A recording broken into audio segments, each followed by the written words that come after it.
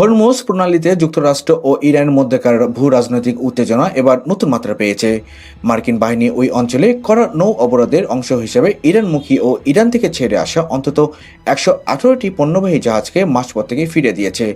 যুক্তরাষ্ট্রের central command সামাজিক যোগাযোগ মাধ্যম এক্সে এই তথ্যটি নিশ্চিত করেছে। তারা জানায়, এই অবরোধ ও অভিযান সফল করতে মার্কিন নৌবাহিনীর ডেস্ট্রয়ার ইউএসএস মিলিয়াস ওই অঞ্চলে নিয়মিত টহল দিচ্ছেন।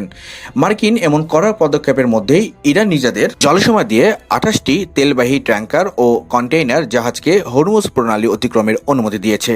তবে প্রণালী থেকে বের হওয়ার পরপরই অনেক আন্তর্জাতিক বাণিজ্যিক জাহাজ মার্কিন বাহিনীর বাধার সম্মুখীন হচ্ছে।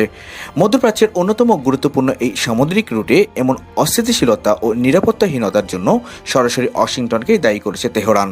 দুই পক্ষের এই পাল্টাপাল্টি অবস্থানের কারণে হরমুজ প্রণালী ঘিরে বাণিজ্যিক জাহাজগুলোর চলাচলে বড় ধরনের সংকট ও বিশ্ব বাণিজ্যে উদ্বেগ তৈরি হয়েছে।